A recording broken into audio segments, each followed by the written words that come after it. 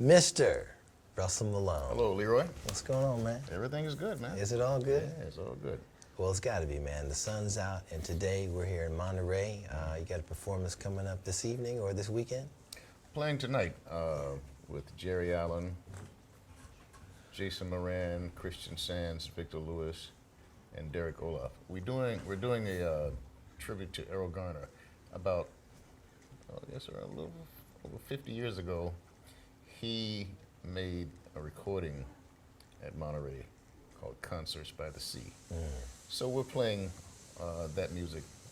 We're not going to play it exactly the way Errol Garner did it, because sometimes, you have to put your own spin on things. But we're definitely paying tribute to him tonight, playing some of the music from that recording. It's going to be a lot of fun. We had a nice rehearsal yesterday, and it went very well. Oh, good, man. Well, you talk about putting a different spin on the music. That's your flavor, man. That's what you do. Well, you have to come to your own conclusions about how things can be approached or interpreted. It's good to know the history and to know tradition, but you shouldn't be a slave to it. No. I think you should always keep your foot somewhere back in history, but as long as we're living our lives and going forward, we need to kind of reach for the stars. Yeah, because I'm very suspicious of any musician who wants to discard tradition. Because if you do that, then you're not really rooted in anything. You're not grounded. So it's good to know your history and know the tradition. But as I said before, come to your own conclusions and don't be a slave to it. Yeah. Because the music has to move forward. Yeah, well, and that's what you do. You move it forward with such proficient playing, man. I mean, I listened to you on guitar. The last time we actually got together and hung out and did a little something like this, man, you played Mary Had a Little Lamb, and we were grooving. That was in Diane Reeves' living room, right? Yes, yeah, yes. Man, that was almost 10 years ago. I know. Yeah, we were getting ready to go to Europe to do the first tour of the Strings Attached band. It was me, her, and the other great guitarist, Merle Lubumbo. Yeah, but I remember that day, man. We were hanging out, and Diane was aside from being such an excellent artist, she's a great cook. She knows how to throw down, doesn't she? Man, yeah. But that was a fun hang. Yeah, it really was. I think that's where we first met, right? Have we met before? We knew each other before that, but we just kind of re-solidified it once we got to Denver.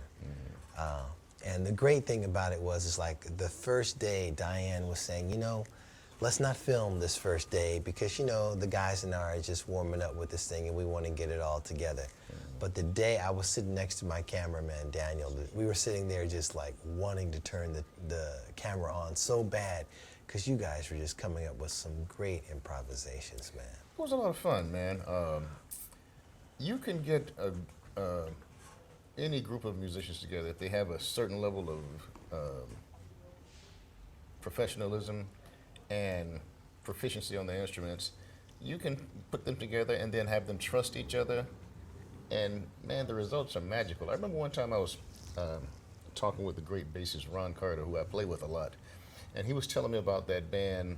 We were talking about that band that he was in with Miles Davis, Herbie Hancock, Tony Williams, and Wayne Shorter. And he said that one of the things that made that band so special was the fact that you had these great musicians who, were on this level, but they trusted each other. The element of trust is very important in music because when you have that working, you don't have to make anything happen. You can just play and let it happen.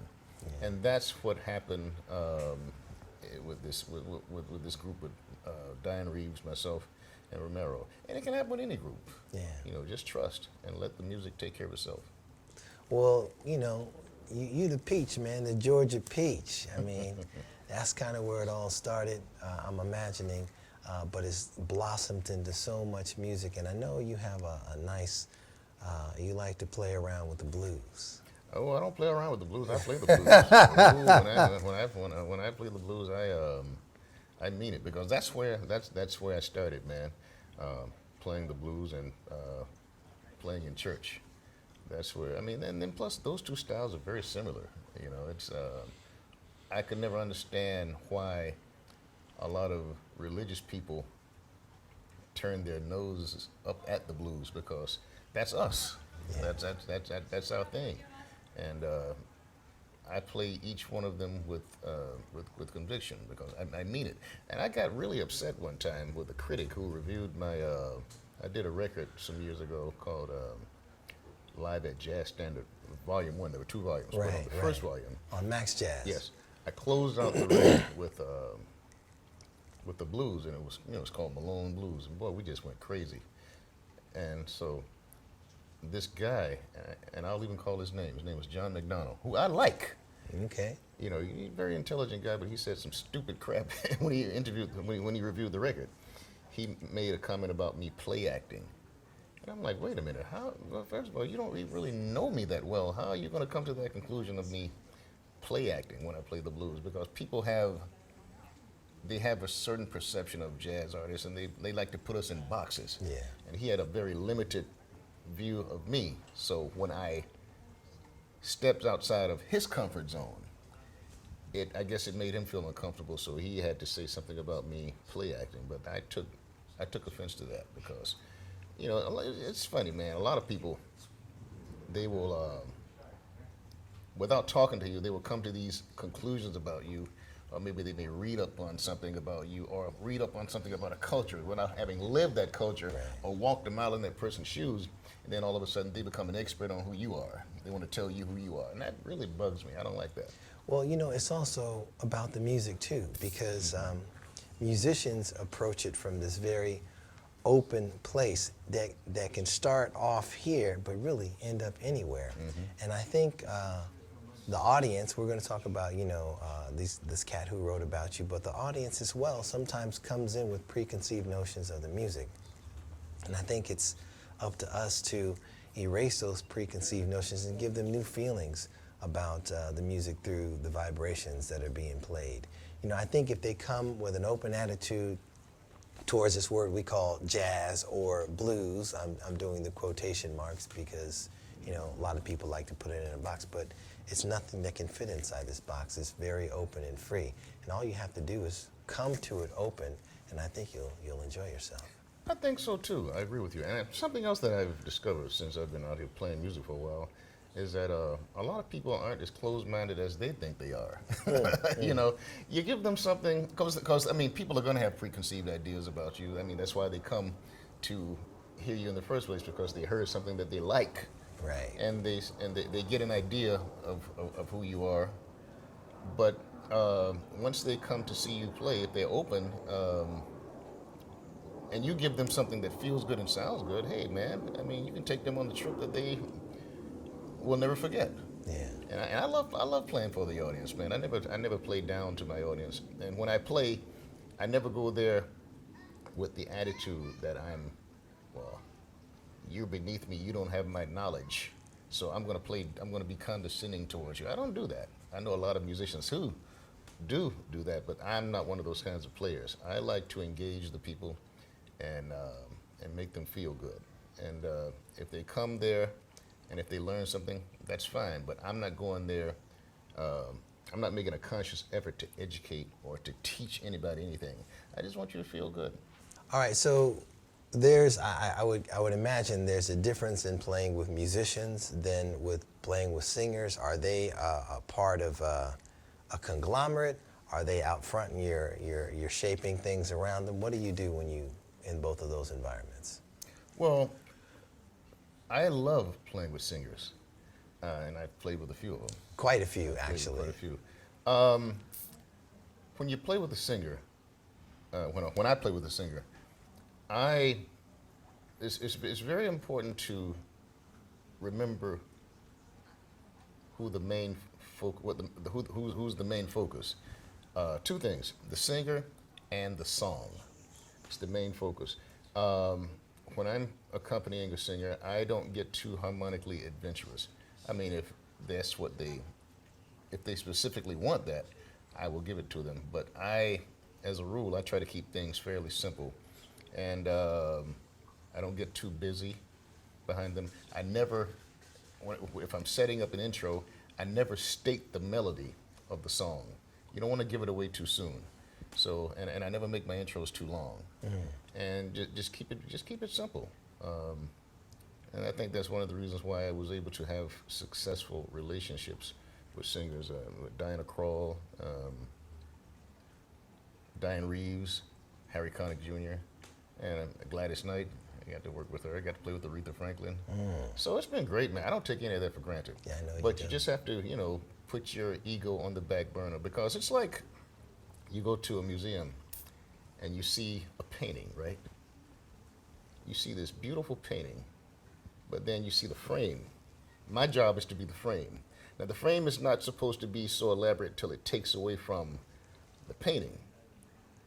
But you don't want to see a dull frame either. Right. Because each one kind of complements the other, but the main focus is the painting. The singer is the painting. That's the main focus. My job is to frame it. If that makes any sense. Yeah, of course, of course.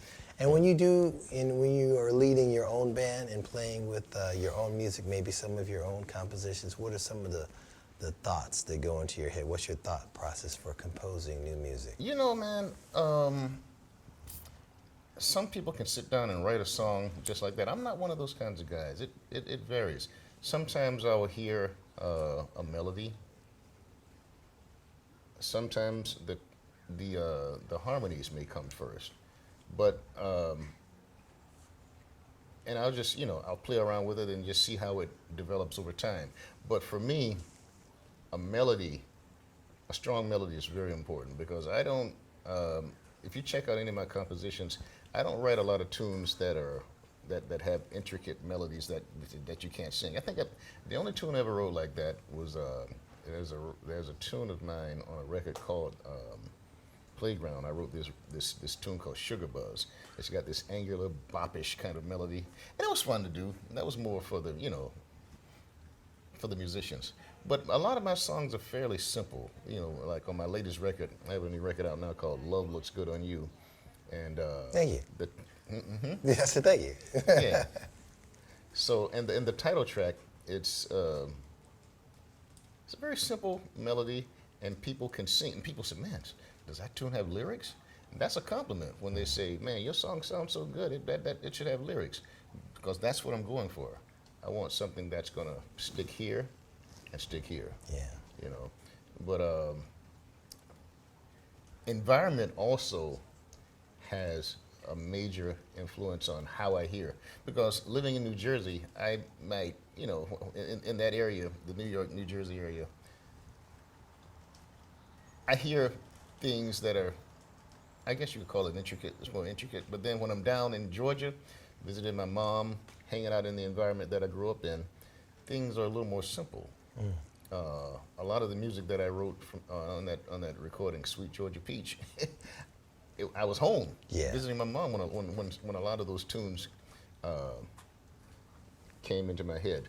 And then there's another tune that I wrote called Playground. I was in Hawaii when that tune was conceived, because the environment was so peaceful and so simple. So, and I think a lot of musicians might feel the same way. Where you are can have a big influence on how you hear and how you write. Well, good melodies and good structure with those songs. I mean, we want people to emote with the music, and you make them do that when you play. Thank you. Well, that's my goal, man. And I like melodies, man. I like songs. I think that when you know songs, when you've studied songs by the masters like Duke Ellington, Jerome Kern, Cole Porter, all of these people, even some of the great classical composers, I think it gives you a good sense of how a song how a song's supposed to be structured and developed. And I've always loved melodies, man. I love melodies. But I think having familiarized myself with songs, I think it has helped me as far as my writing goes. Yeah. Well, the song structure and the form of the music, when it's simple like that, it allows it to absorb into people's hearts and minds a little easier, and especially when it has all of the feeling that you portray. Well, thank you very much. Well, that's what I'm going after, man. And I like playing for people, man. I love playing for the musicians too. It's fun to have the respect. It's great to have the respect of the players, But I don't want to forget about the milkman. guy who cleans my clothes. Yeah, yeah, you know, yeah. because a lot of times, and I hate to say this, but it's true anyway. A lot of musicians, a lot of them just don't buy records. You Yeah. know, because and critics, they get a lot of stuff comped, Right, right. free. But and a lot of times they don't go out and if they go to a club, everybody wants to get on the guest list. Yeah, But understood. you know, people like you know, just regular everyday folks, man. They'll if they love you, if you're giving them something that they can identify with, they're gonna spend that money, and that's you know you don't want to forget that. Well, Those you did tell me a story one time about how someone showed up at one of your gigs, and you're like, "Oh, so and so's here. Man, I'm gonna get down on this." And you did your thing, and then you went over to the person. This is obviously in your younger years, and you told them, "Yeah, did you hear me on guitar? I did this thing." I know exactly what you're talking about. Well, you're halfway right. I'll tell you the story. Okay. I was in Philadelphia, and this is over 20 years ago, and I was playing with. It wasn't my gig. I was just, I was a side man. But the people were older musicians, and we were just playing standards, right? But I noticed over here were some young kids. I think they were from the school, and I noticed whenever I would play something weird or abstract, they'd be like, "Yeah, man, ooh, yeah," And the more I did it, the more they would react and respond that way. And Kenny Burrell, the great jazz guitarist, happened to be in there that day. He was in town.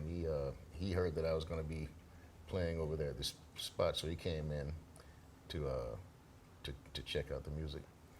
So after we finished playing, I went over to where these guys were, these kids, and they were making all of these, giving me all of these props, and saying, "Well, man, yeah, you were really taking it out, man. You were pushing the envelope, pushing the boundaries. You know, all those things that people say." Sure. When a lot of times, when they say stuff like that, it's really has nothing to do with swinging or playing anything musical.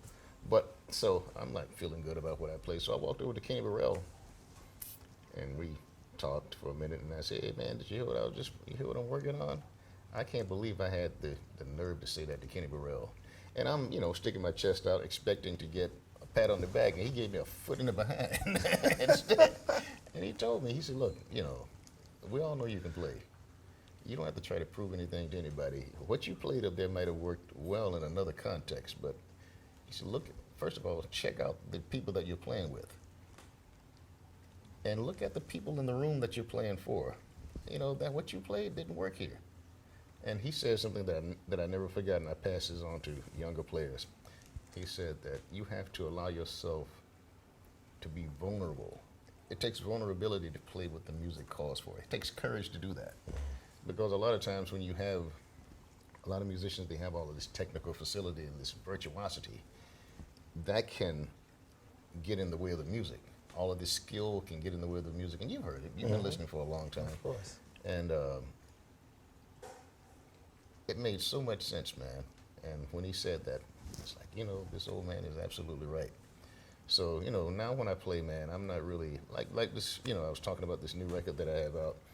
I didn't play a whole lot of burning solos. A lot of the songs I just played the melody, man, and didn't even solo on it, because records in the past, they were about getting these kick butt solos in, and that's fun to do. But after a while, you want to play something that's lasting. I don't want to play anything that's disposable anymore. I want to play something that's going to last and make people feel good, and play something that I'm not going to be embarrassed to listen to. When I go back and listen to it, I don't want to be saying to myself, "Oh man, why did I do that?" I don't want to be cringing when I play anything. Yeah. When I go back to listen to what I played. Yeah. Well, the blues and jazz is feel good music. Yeah, man. And I like a lot of different kinds of music too. We were talking on the way over here, and I was telling you about how I played with guys like Clarence Carter, and that's not a jazz gig, but people come out to hear that music and they want to feel good. When I was playing with Clarence Carter, that's what it was all about: getting people to dance and Yeah. feel good. Played with Lil Anthony, same thing. To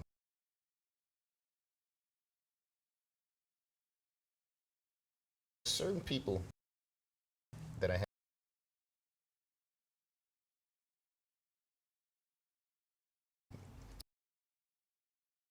Them, but then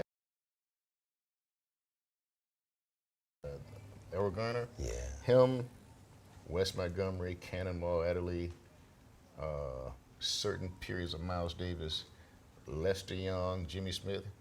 You hear that, man? Well, when I heard that, I liked it immediately. I didn't have to go and listen to it over and over again to acquire it. It's like when you were a little kid. Remember the first time you had ice cream? Yeah. You liked it immediately. Ever since. You liked it immediately. Or candy, you liked it immediately. But that's the way it was when I first heard those guys. Sugar. Sugar. Yeah. But, and the music, it was great music. But it just, I connected with it immediately. So you're rooted into the melodies and the harmonies and the emoting parts of the music. Melody first, and interesting harmonies, good harmonies. And sometimes a simple harmony, because Irving Berlin's songs weren't that harmonically complex, but they worked. There's something about those songs that he had good melodies and they worked. He wasn't as complex harmonically as Jerome Kern, who, you know that song, All the Things You Are? Mm-hmm. Yeah, Jerome Kern wrote that song, which is, it moves around. It's got some nice, interesting little twists and turns in it. But it works. I like harmonies that like that, but I like the simple harmonies too. Yeah. Yeah. Well, a lot of people talk about music. I mean, I end up talking about music all the time. You talk about songs. I mean, there's something about the structure of this beautiful thing called a song is what you lend your sensibilities to. Yeah, I've always liked songs, and I'm a musician. I'm a professional musician, but I don't ever want to forget that I'm a listener first. When I go out to hear a band play, I mean, there's certain things that I'm gonna notice because I am a musician. Like if somebody plays something, plays a wrong melody or something that sounds kind of fun, I'm like, wait a minute, that's not quite right. But at the same time, I'm not going out there to put everything under the microscope. I've learned to just turn that other side off, the analytical side off, and just go out and enjoy the music, man. Feel it. It's like, you go to a restaurant, and you like good food. Yeah. You go to a restaurant, man, I'm sure if when you're enjoying your meal, you don't care about the preparation. You don't care how much of this ingredient the chef put in or how much of that. You just want to enjoy the meal. Yeah. And that's the way I am when I go out to hear good music, man. I just want to have a good time and not think too much. Amen. We appreciate you, brother. I appreciate you, man. Russell Thanks. Malone. All right.